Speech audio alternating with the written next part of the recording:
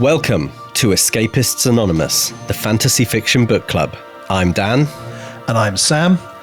This is a podcast for people who love to read and who read to escape into worlds of magic and adventure. But don't let that adventure end when you finish your book. Join us on Escapists Anonymous to carry on the conversation.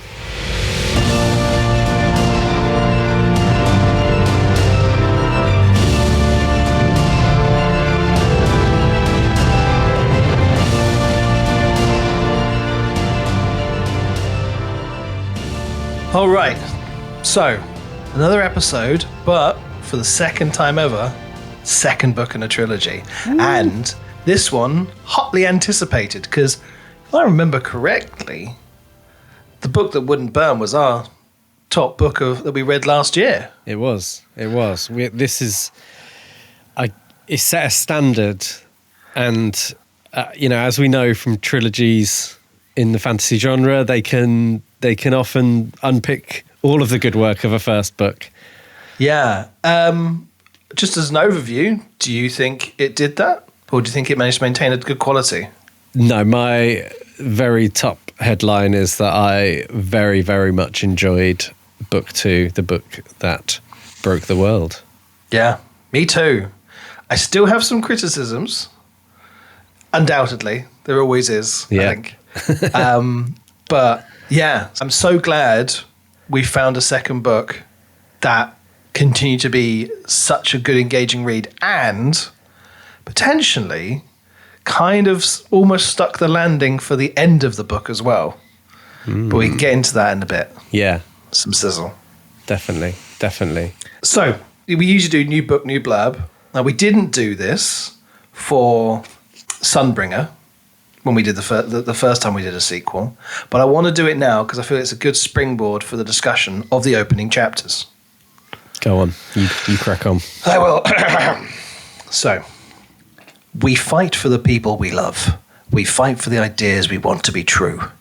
Ivar and Lavera stand side by side and yet far beyond each other's reach, while Ivar's journey forces him to flee the library into the vastness of a world he's never seen. Lavera is trapped in a ghost world, her freedom lying deep inside her own writing. And, all the while, the library quietly weaves thread to thread, bringing the scattered elements of Lavera's old life, friends and foe alike, back together beneath new skies. Long ago, a lie was told, and with the passing years, it has grown and spread, leading to a chain of desperate consequences. Now, as one edifice topples violently into the next, it threatens to break the world. The secret war that defines the library has chosen its champions and set them on the board. The time has come when they must fight for what they believe or lose everything. Ooh. Yeah, I had not read that. I think I'd enjoyed the book that wouldn't burn enough to just say I'm reading book 2, and it hadn't even occurred to me to read the blurb. So the biggest omission, the new characters in this book. Yeah, and actually, sort of. Maybe this is a bigger conversation that we can get into at some point. But for large parts of this, I didn't think that Ivar and Lavera were really the main characters. I'd agree with you for Lavera. I feel like Ivar still has more of a presence. Yeah, okay, yeah, that's fair enough, yeah. Yeah, but Lavera definitely. And I feel like Arpix's introduction is kind of to have a human, central character who's involved with the main plot line. I feel like that's why we're having chapters from his perspective. Because Ivar's pretty much there at the same time as Arpix for all, but when we catch up with Arpix. But I don't know why, I feel like maybe just Mark Lawrence wanted to have a human still there as a kind of a grounding point. Do you think maybe because of Lavera's very comprehensive knowledge and abilities and her kind of transformation into the assistant and this ghost type person, do do you think she becomes less relatable as a human being? Like it's better, like in say like Jurassic Park or like monster movies, you still want to tell the story through like a human interest perspective. Yeah, it's when they've developed a certain level of power. It's like at the end of the first Matrix, where Neo becomes the one, and has a greater understanding of like, I can see beyond time, blah, blah, blah. Yeah. It's like, well, what do you do in the next bit of the story?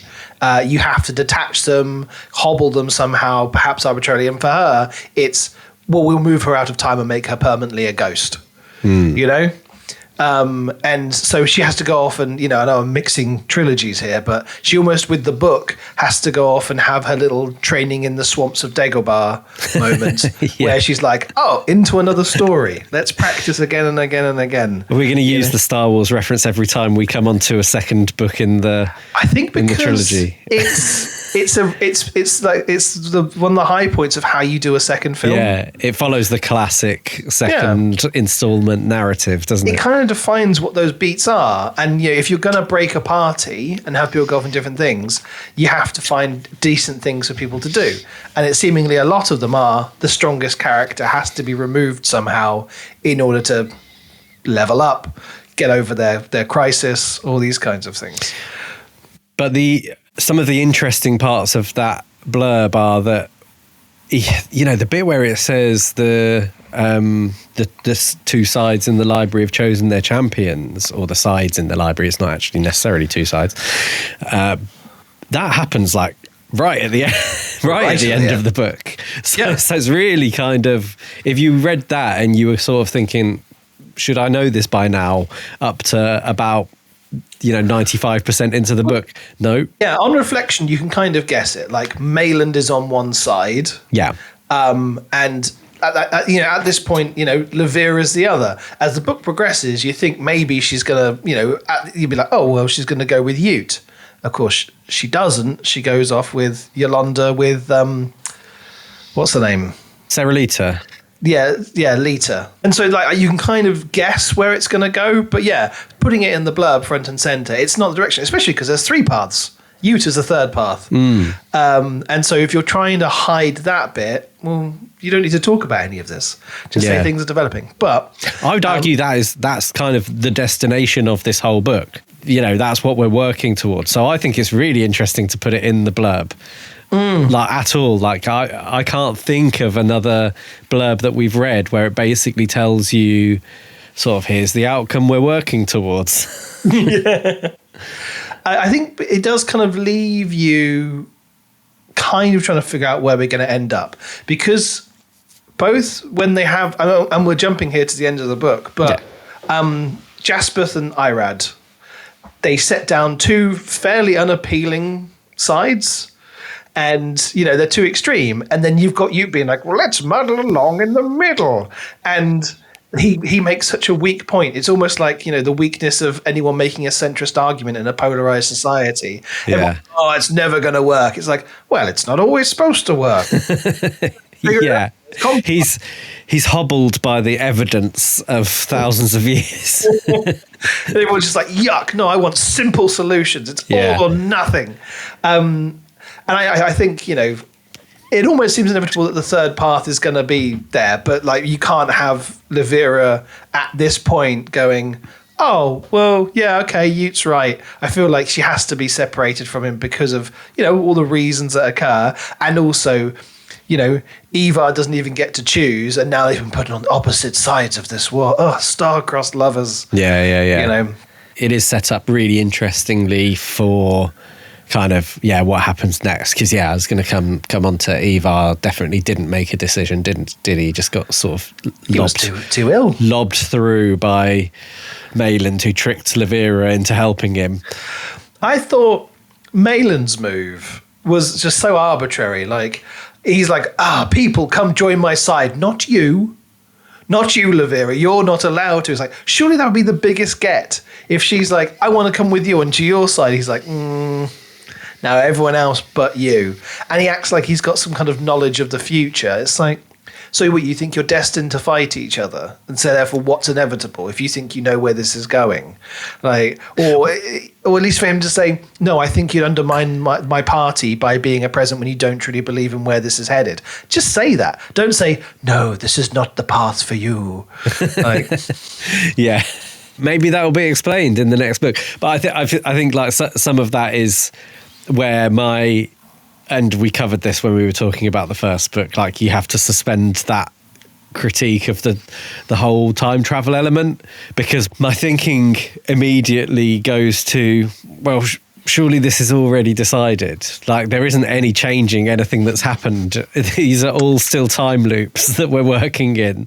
Yeah, we don't, like, in theory, you can just jump further and further ahead of these events. Like how much we operating outside of time in the exchange. And all we've seen of anyone being able to change history even slightly when you're a ghost is when I think Lavira like brushes them and they kind of turn around slightly in the first book. Like you can make the smallest changes, and then whether that's opening a crack for more to be made, whether because the book is breaking the library, things are suddenly unknown because of the cracks in reality and time. You can justify it with that. Yeah, but again, like my head goes to surely it has already happened though. Like where is it? Is it Yolanda?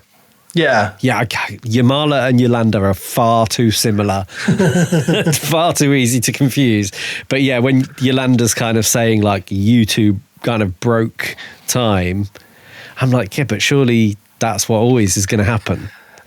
Yeah, exactly. Like, was this otherwise heading in a different path? Yeah. Like if it's seemingly this fight between Ired and Jaspeth had to happen, and Ired and Jaspeth are talking like, welcome these people who he always expected to be turning up, especially you two who are supposed to be the most important people in this story, and you're the ones breaking history, which makes things uncertain. You're like, okay. Yeah. Okay. I want a little bit more of a, and I don't want this to be like a major criticism because I loved it, all the way through. But I do want a little bit more of a, well, how is it that this wasn't already going to happen? Because the future's already happened, the past has already happened, the present has already happened. I like it, the function of the ghost mechanic, because of course, like, we're focusing on these characters who let's term it the present. And when you go off into a future part, you can still be a human, but you can never go back unless you're a ghost, right? Because that becomes your new present. So it always implies, it's very focused on these characters. It almost implies that they're shifting the point of the present because we're following them in the story. So in theory, they could go off and influence the future, but they can't influence the past. Yeah. So Mayland couldn't have gone further into the future, otherwise he would have been a ghost in that present, wouldn't he? No, and that's why the assistants transcend this kind of rule, because they can see beyond the fourth dimension. They know all of it, but they're limited in how they can relay that information. And there's mechanics that Mark Lawrence has put in here that kind of restrict it, that make it work. Yes, you can pick it apart, but if we look at what pieces he's put in place, it kind of means, yes, in theory, things might be inevitable. There's the implicit kind of suggestion that things could be changed. And, the people who have that knowledge still seem to be a little bit out of, the control of being able to control everything. Yeah. Yeah. So I think it's not necessarily, I guess it's from Jaspeth and Irad's perspective, or from Yolanda, who seems to kind of have some knowledge that other people don't have. Like that, I guess I'm hoping, and I'm totally open to book 3 kind of filling in some of these blanks. But but the good thing is I'm so gripped by this story because I have so many questions, but it all seems to generally work within the mechanics. We're still piecing them together. We're still trying to figure out entirely how it all works. But some of that mystery doesn't feel like, because the system that Mark Lawrence has created is broken. It's just we're like, oh, this seemed a bit beyond knowing. And, it's also because I don't think he gives 2 hoots about whether this is fantasy or sci-fi. No. There's multiple times they're like, oh, is this some ancient future technology? And you almost get a sense like it doesn't matter. No. Like it's magic, it's science. Who cares? It's happening in the story, Because when it was revealed that this wasn't Earth, there were 2 moons, And I was like, oh, so this must be multiple civilizations traveled through space. The galactic civilization has fallen, and now these are the lone civilizations stranded on the planet and the moons. I was like, wait a minute, it doesn't matter. It doesn't. Yeah, you're never going to get an answer to that question. Why am I trying to create? You could ask Mark Lawrence himself. You might have to message him on Instagram or something. No, imagine I'll be one of those people who goes to a book reading and I'm just like, yes, I have my own additional theory that I'd like to propose about how these races all came to be on this, and it's because of a galactic civilization. I've written a 20-page back history that I can provide you to put into your next novel. Yeah, and it's just that it doesn't matter. Well, no, I mean that's what fan fiction is, isn't it? You can write that if you want. You can set up a blog and write the book that wouldn't burn fan fiction, and it can be all about what the planet is and maybe some of the interactions with the Gnar and I can start shipping all my favourite characters. Yeah, those or put them into weird inappropriate relationships. Yeah, Kratalak's married to Gnar or something. Saying that, actually, while I did really enjoy the relationship that developed between Arpix and Clovis. That's my favourite part of the whole book. It's great, isn't it? But lanky, awkward, nerdy boy falls in love with Amazonian wolf lady. It does read a lot like some furries fan fiction, being like, "Oh yes, I love furries, and I can't wait to get off with my 6'7" muscular lady. She'll sweep me off my feet." Oh, I think that's definitely the cynic's view of it. Absolutely, but it was just like it was pure that, just like her being like, "I can't resist your smell. I lick you now." Yeah. But it was great. It was, and it's either supposed to be that what you've described it as, or I guess similar to kind of the Levira Eva thing. It's like a challenge to people's ability to set aside the visual element of like an emotional romantic relationship, and buy into the chemistry that's clearly there between them. And when I say chemistry, maybe I should say biology, because a lot of it's based around the smells that Arpix is giving off, where she's asks him what he's thinking, and she can basically smell from his hormones that he's definitely thinking about something to do with her. There's definitely been some thought given to the biology, though, because there was some reference to spines, and I was just like, oh, okay. Because I was kind of being like, okay, well, like because we had Eva and Levira kissing, but I think it was at that point when we thought they were both human, and then we realized that he's Caneth. But now we know this, and when like they're getting romantic and stuff, and I was just like, is it like a long snout? Is it like, there's kind of like you're kissing a dog? Yeah. And then I was just like, okay, what does a Caneth look like? And I typed that into the internet, and I found out that Mark Lawrence has that thing where you can't picture things in your head. He has no internal images in his head. Oh, so really? A lot of this stuff, he's not. When people have asked him for the details, like I haven't really pictured it. They're dog-like, Yeah. And so people have kind of pieced together, and lots of people are like, oh, they're like gnolls from D&D. I was like, okay, right, yeah, so fine.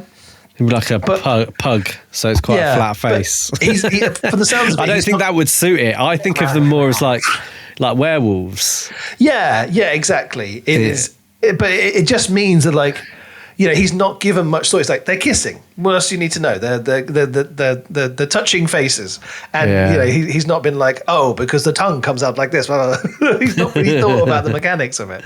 Yeah. And I was like, oh, okay. Like I'll just imagine they're kind of like just two dolls bumping into each other. It's like it doesn't matter. This is the symbol of kissing.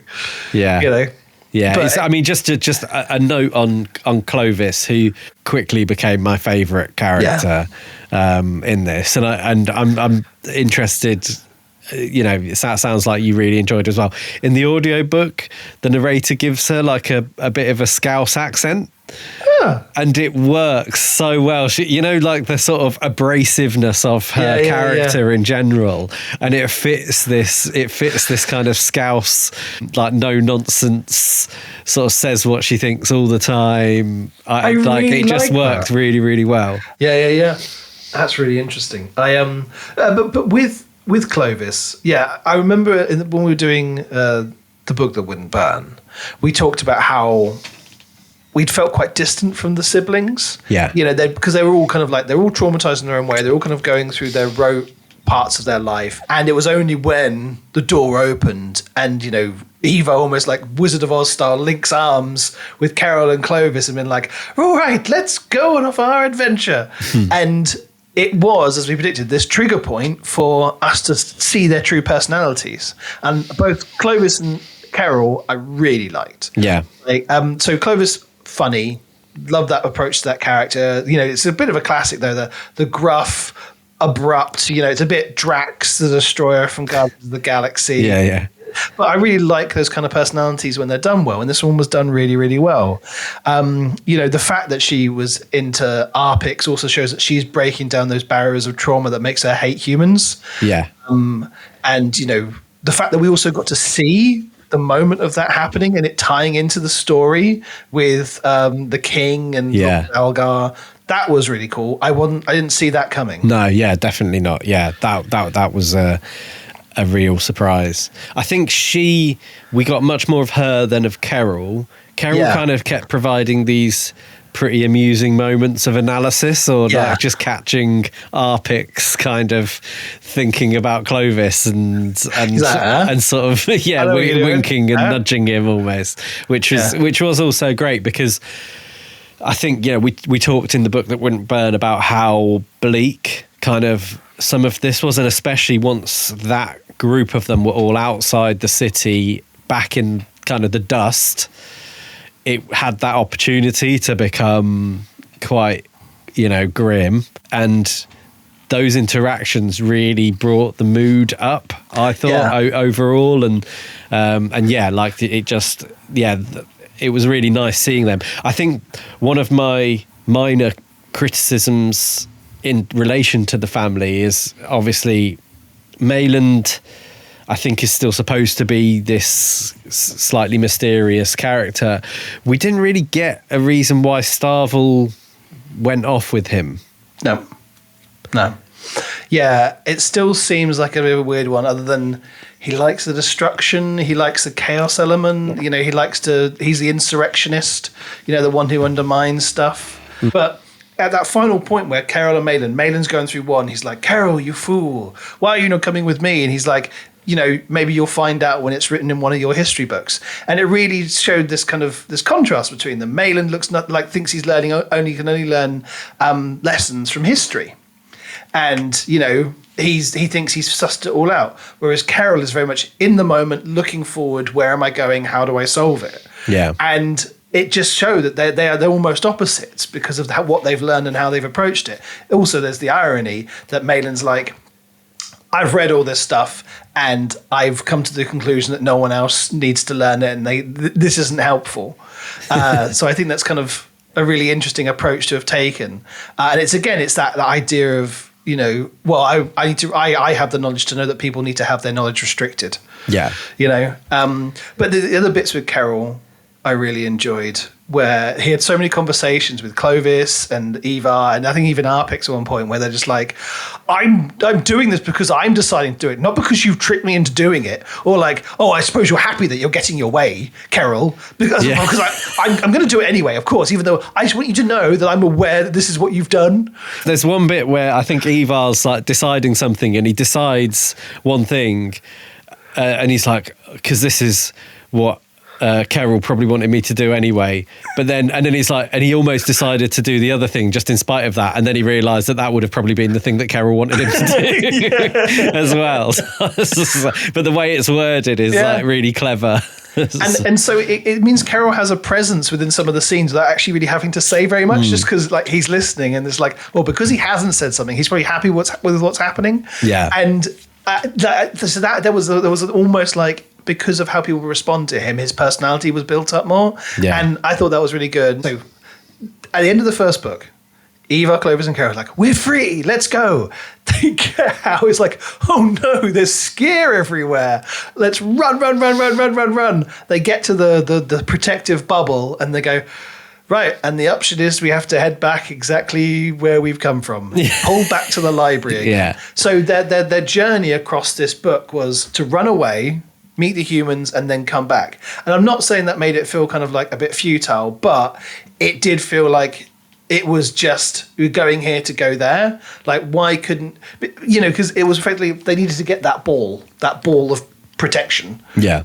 Yeah, because they could have also just been in the library near another weird pool of water, like just about surviving and fending off the scare. They didn't need to be out in the dust.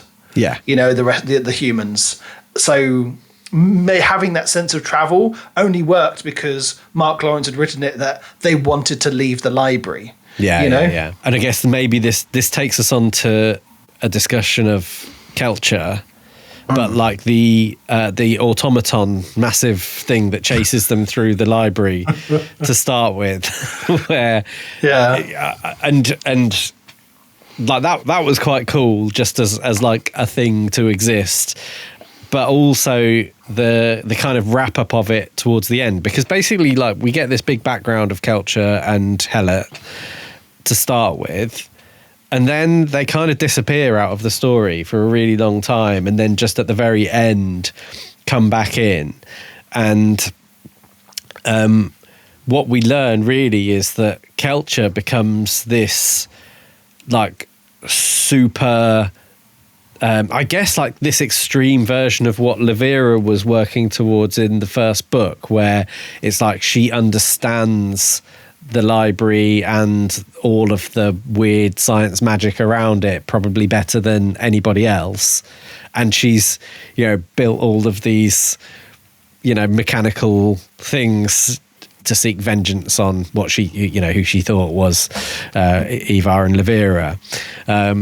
But yeah, I thought there was some cool stuff there, but also the way that ends with Kelcher and Hellet being ghosts, I'm like, I really hope they're still in the next book and we get a little bit more of Kelcher's kind of story between where she kind of enters the exchange and becomes a ghost, and like what all of the stuff that she did that's obviously had like a massive influence on the library. Yeah, we don't really know what side she's picked. Whether it feels like she's going to have to pick a side in the three paths that are going on. Yeah.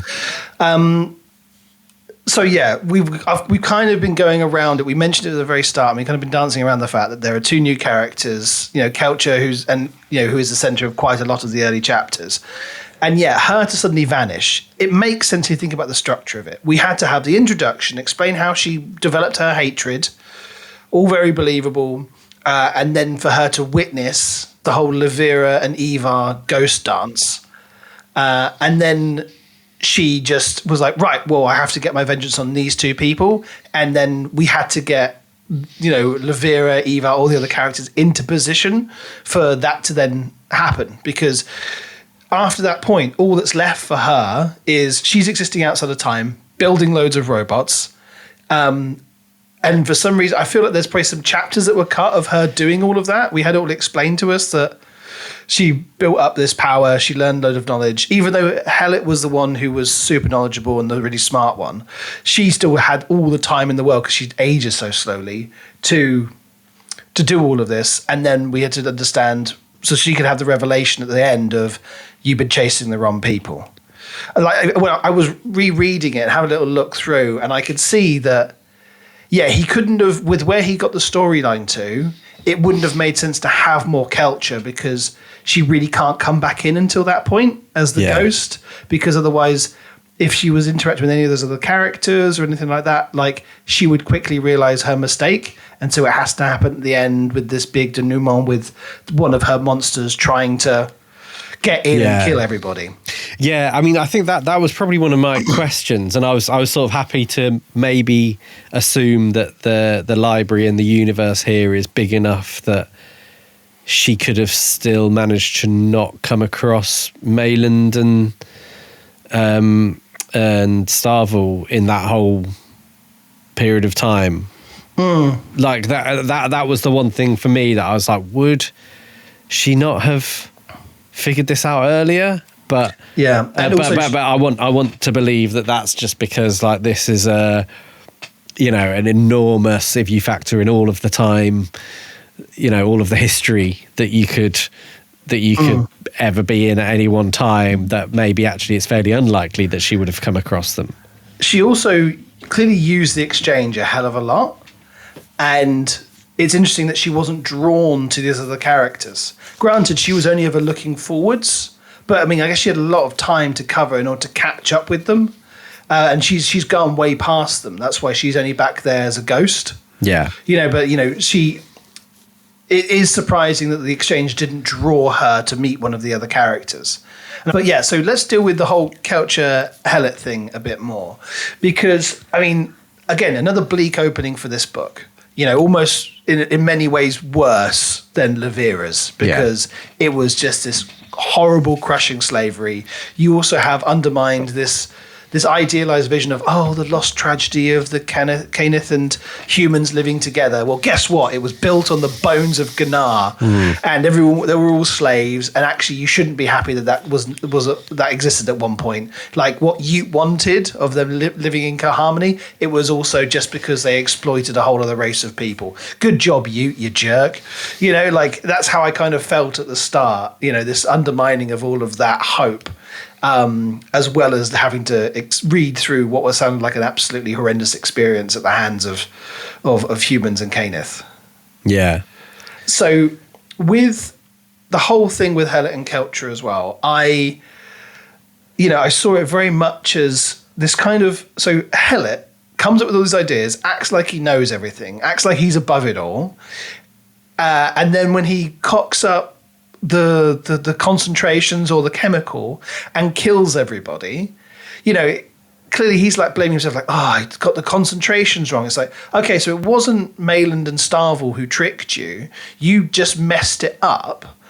And now you've killed everyone. You're just like, oh, well, okay. Well, anyway, Kelcher, I'm so glad it was you who wouldn't actually mix the chemicals. So you can be responsible for the genocide. And she's living with all this guilt, even though he was the one who was like, this is the only way. This is the right thing. We'll put them all to sleep. It's great. And then we can rise up. It's like, you absolute arrogant asshole, to think that you knew it all. You're acting as this kind of like detached, I see it all, we'll have a revenge, I've got a plan. Oh, it's because you sent away Mayland and Starvel, that's why this has been so hard. Like, what, how, he was unable to ever accept responsibility for any of his actions. But he also started off from a position of kind of wanting to kill them all. So, like, my thing here was like, was he that bothered? So it was sort of this means to this sort of one way or another. Yeah, like, because she also seemed quite like, but when Kelcher did, she hated all of them, but she wanted to subjugate them and put the like reverse, have the positions reversed. Kelcher didn't want to kill everyone. Hellet might have, and he might have been corrupted by Starvel and Mayland, and that was the other thing I was wondering about. This was like, what was Mayland and Starvel's end game here? Like, yeah, I think that this is definitely a question for book 3. Yeah, it has to answer, because it you know that it's far too much involvement of those two in their lives to not have some more interaction. We didn't really get and like that. Some sort of futuristic knowledge of, I don't know, something or other. But because they've looked ahead and they're like, so this city needs to end. The Canith human cohabitation needs to come to an end, and it needs to be done this way. Did they want everyone to die? Were they tricking? I was trying to be sympathetic towards Hellet's situation. There's like, maybe Mayland and Starvel were the ones leading them astray. I also feel that in some ways this felt like an allegory for young, impressionable, traumatized, isolated young men being led astray by right-wing like fanaticism, being radicalized, because he's got them whispering in his ear. No one else, because everyone's like, oh, he's listening to these angels. I don't know much about it. Almost like, you know, the young man watching his YouTube of Andrew Tate over and over again. Yeah. And then suddenly it's just like, hey, yeah, so the thing is I've become completely detached from society. I think no one's out there for me. And And so it seems that the only logical option is to kill a bunch of people. Because my friends online in my head that no one else can hear have said that it's a really good idea because everyone else is scum and beneath me. Yeah, and it's but like, that definitely speaks to, we established this as like the theme of, or one of the themes, or probably the major theme really of the first book, and I think it's definitely a continuation, and probably for the whole trilogy is like, the library is the internet, and these are the dangers of it. But with Ira being like, I want it all open, it's almost like the thing I feel like isn't really true here is you've got these people who are like, I'm all about free speech, you can't block anything. But the people we have in this world who keep saying that, what they actually mean is free speech for the stuff I want to hear about. Yeah. Because there are very few actual full free speech advocates, everything's open, because it is an extreme position, and we don't really have it in kind of like the common discussion at the moment. We have people who pretend to be about free speech, but they're not really. And then you've got those people who are like, no, like open discussion is great, but you also need to be intolerant of intolerance, and maybe there isn't a space for discussion on some things that lead to hate, Yeah.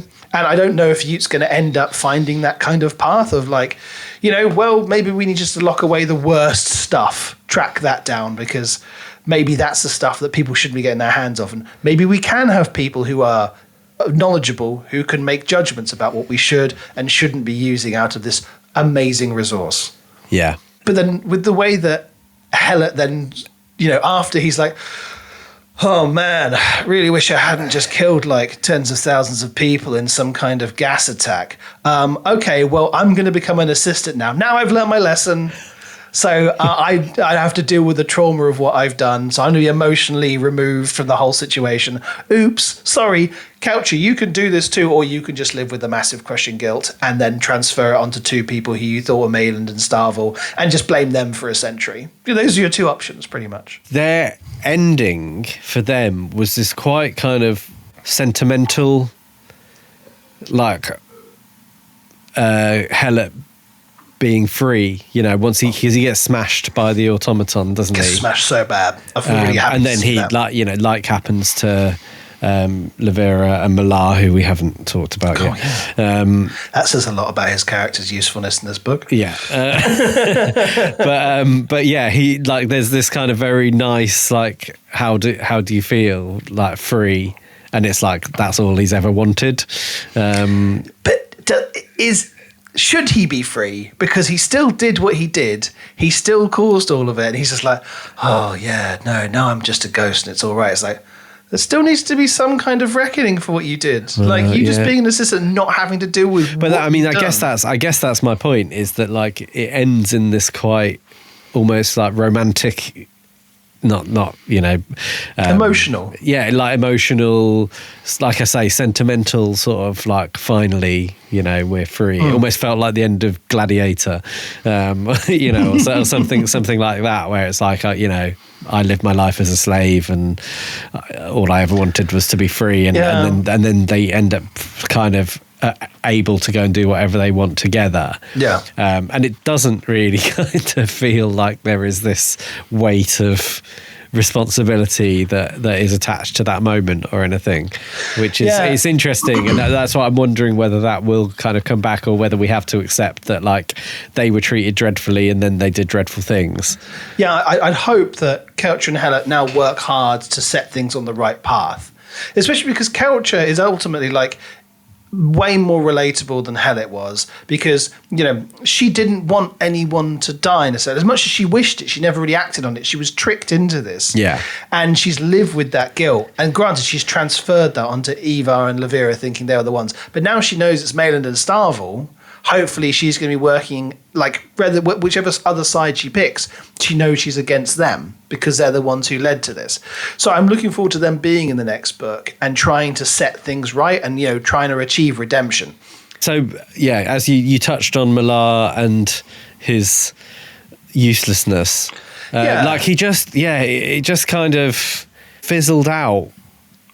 His storyline ended in the first book. Yeah. But because he'd lived in The Soldier, and that was really good, and you had those moments in the second one where well, they had an attachment to Malar.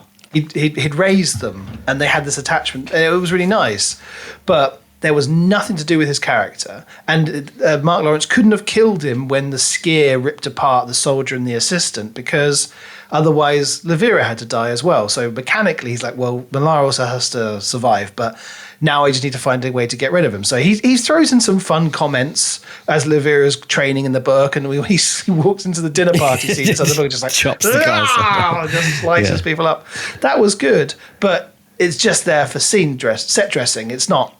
He served no other function. No, and he was like a sort of context adding, but I think he helped to break down some of the kind of human barriers certainly in Clovis's head. I think her realizing that he was the person who had taught her to, or helped her to learn to fight and all of that stuff. Like, I think it changed her perception of humans and the possibilities of working together, or even more. But yeah. So other than that, I think, and maybe him dying at the hands of what they call a fire stick, or whatever they're calling them, it kind of provided this context for, the Kenneth can't just run in and slaughter all of Owenald's guards and right the wrongs. It's like there's some serious, if someone like Malar is being killed by one person, then this technology must be scary and worth kind of being cautious around. We also saw a bit earlier in the book that how the storyline had moved beyond Malar, because they're trying to fight the giant Gunnar monster robot, and he's just like and it just kicks him, and you're like, oh yeah, he's useless now in a way. Like, that's what the book was telling us. And I think it was very interesting that like you say, he got killed by the fire stick, because there's still the more grounded evil of the humans in the world, and it's just as easy to be caught out and killed by them, because King Owenald and an Algar, with their weird little cannibalist, little group that they've got going on, and I really liked seeing that, because it was kind of like this bit of horror thrown in there. Another bit of, darkness in a Mark Lawrence book. And you have to remember that what I thought was really interesting was how, even though it was this horrible evil, in the context of the wider scheme, it made them seem like petty little despots doing horrible, evil things. When they caught Levira and they're like, break her arm, I don't like her. It's just like, I'm so annoyed that she's having to be held back by you, because you were this sad little man bound in time who's just trying to exert whatever influence you have, in denial that your kingdom has fallen. It's like, it's only a matter of time before I can come back out and I'll be on my throne again in no time. It's like, oh God, I hate you so much.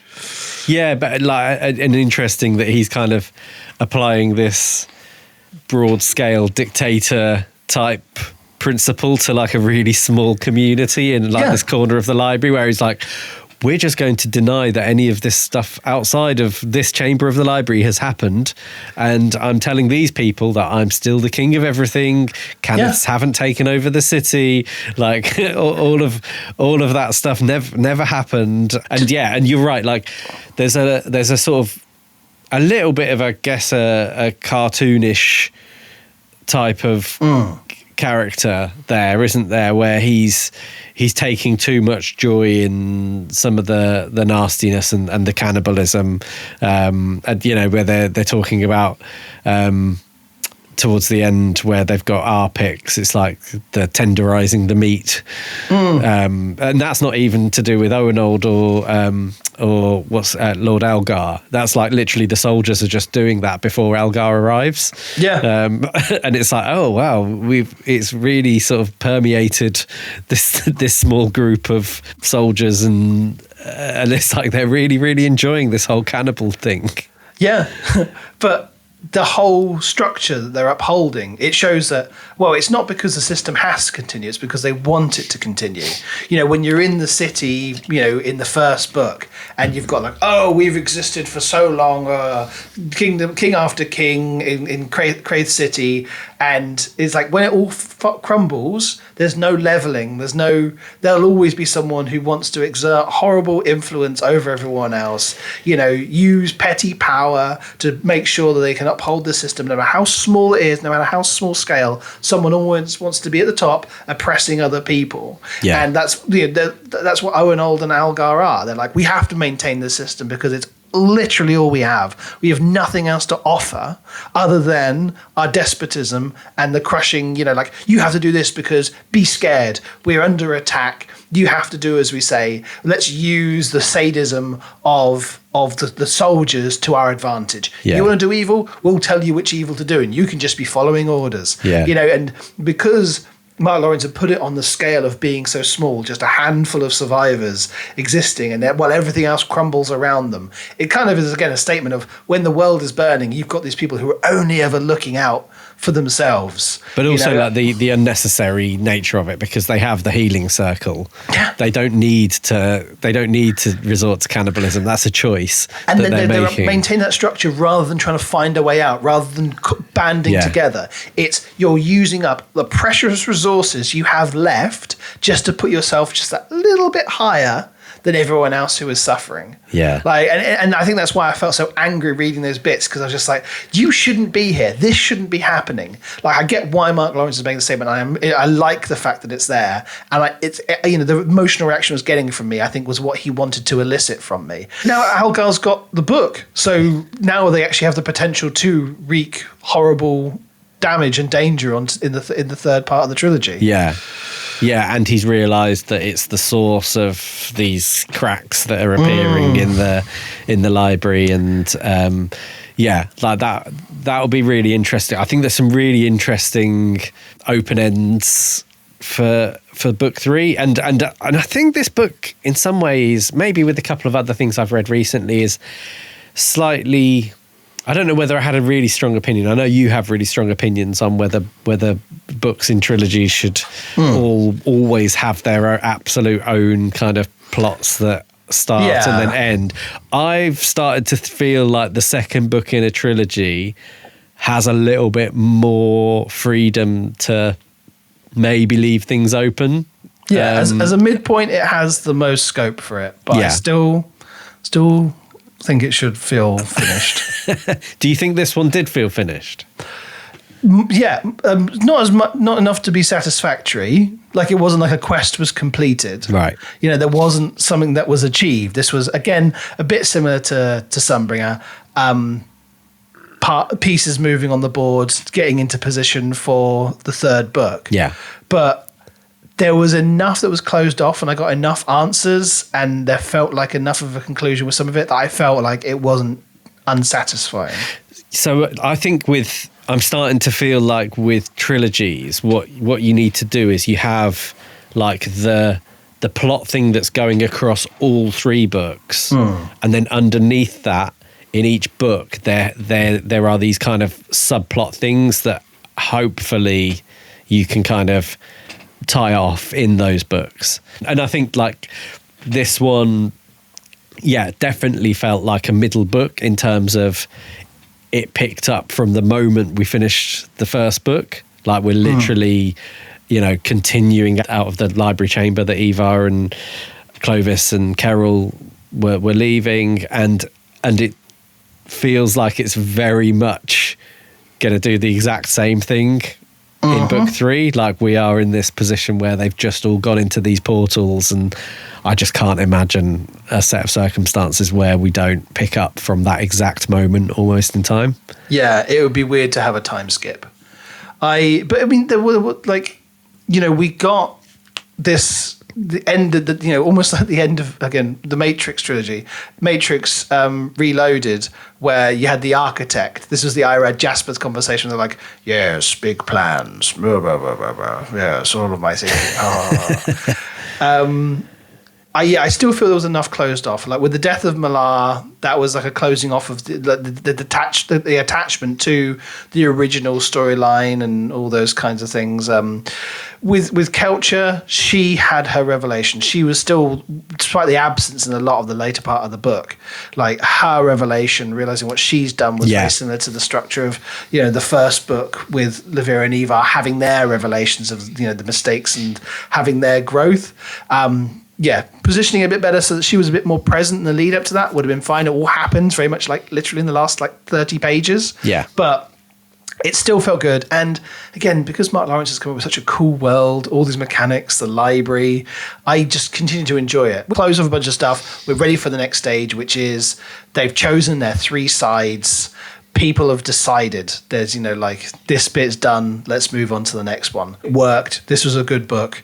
This was a very good book. Very good. Yeah. Yeah. I had this sort of something like a sort of 4.5 out of 5 on my rating scale. I thoroughly enjoyed. And I think, some of the things that we've mentioned just account for that 0.5 that it doesn't quite get. But my final thoughts before we wrap up are, one, felt like the skier didn't really have like a huge impact on the story. We didn't talk about the skier. We didn't really talk about the skier. 2, I really want to see more Cratalax in the 3rd book. I know maybe that's just a little bit of your sort of default fantasy. I want big scary monsters. 3, Wentworth. Oh my God. Like the hero of the whole story, and potentially a little bit too much of a trump card for anybody to have access to. A little bit OP. Yeah. But loved the fact that he saved the day and was just kind of there, multiple occasions. Ute being able to reach down in his pocket to grab sausages from the past. Love that. Yeah. Loads of really like fun little stuff. But yeah, Cratalax and Skier, I feel like I want them to have a little bit more bearing, but I don't know whether that's like Mark Lawrence like challenging that whole fantasy thing where it's like you want this to be all about the big scary monsters, but actually this is about people's decisions and kind of how you choose to structure your society. Because I guess my final thing is like it's really interesting that they're sort of fighting for control of the library and they don't even have control of the library because the skiers like absolutely sort of everywhere, just everywhere, and there's no way that it's like you guys can have this fight and decide who wins. But it doesn't make the slightest bit of difference because once you're done with that, the skier are just going to kill you. They've still got a massive hive covering over the entire thing. Like you have no idea how many of them there are. Like the skier are absolutely terrifying. There's also these implications like, well, of course, like with the Canif, they probably have a more developed society than we have any understanding of. Quick, kill them, mush them against the walls. I feel like there's more to learn about them. They're really like kind of interesting as a bad guy. There's probably a depth to them, but Mark Lawrence is still very much using them as the fodder because you can't do that with the Gunnar or the Canith anymore. So they have to be the things that you fight along the Cratalax. My final thought, you covered Wentworth, which was great. Empress Carlotta, ruler of the world, giant sphinx out in the desert. We're going to have to come back to that. I mean, we've got no more details on it, but I love the fact that we're like, oh, well, I guess she ended up all right somewhere in history. It's like, what? Totally forgot about that. But that was kind of just a very like a page of narrative. Like, oh yeah, I do recognise her actually. So that was really cool as a thing through it. I think Mark Lawrence threw in a lot more humour and some fun things in this book. He's having a lot of fun with the world. Like the pocket sausages, really good. And when he gets really weirded out when Levira grabs his arm, he's just like, what the hell was that? It's great. But I would continue to recommend this series to people in a way that I didn't with Sunbringer because I kind of had invested, but it's like now I've read that second book, don't continue. But it continues to be great. Please continue with this series. Mark Lawrence is nailing it. Love it. Yeah. And like 100% will be going on to the 3rd book, and I think perhaps sort of sooner than with the gap that we left between books 1 and 2. I think I'm much more excited I really loved the first one. I don't know why it's taken us this long to get to it. I guess just because we had a long list of things to work through, and there's as the library tells us, there's so many books and so little time that you're always looking for something and having your attention drawn away. And I think if you want your fantasy to be all, you know, battles and action and blood and guts and gore, like this isn't that. It's something that's a little bit more complex and nuanced, just different. Just, I think, you know, it has just a different take on it. And if you want something a bit different from your average fantasy, I would 100% recommend this. Absolutely. And we'd love to hear what you think about all of this. Like, has Mark Lawrence continued to provide to you an amazing story? For those of you who've read the third book, would you say it's definitely worth us carrying on? He's nailed the ending of the trilogy. I'd love to hear all about it. Is Wentworth too overpowered? Probably the most important question from this episode. If the outcome of the third book is that Wentworth becomes the Lord Ruler of all kind of life forms, as a cat owner, I'm happy with that as an outcome. I think he's great. But yeah, we'd love to hear from you. Obviously, the last book, The Book That Held Her Heart, only came out, you know, a couple of weeks ago, so that's going to be fresh, and maybe some people will have jumped straight onto that. Should we crack on with it immediately? Is that what people are saying? Because I mean, and also like these covers, absolutely beautiful. Yeah, I mean, on a personal note, I really want to love the third one, because if I do, it means I get to buy it for my bookshelves, for my collection. So I think it's some of the most stunning artwork on a book cover. I think, you know, some of my favourite that I've seen. So I want to love it. I'm starting from that position. But yeah, get in touch and use the comment section if you're watching on YouTube. Leave us a comment, let us know what you think. Make sure you like and subscribe, etc. Social media at Escapists Anonymous Pod on TikTok, Instagram and Facebook. We'd love to hear from you. And yeah, we'll be back in a couple of weeks with another review of another book. And all that's left to say is goodbye from me. And goodbye from me.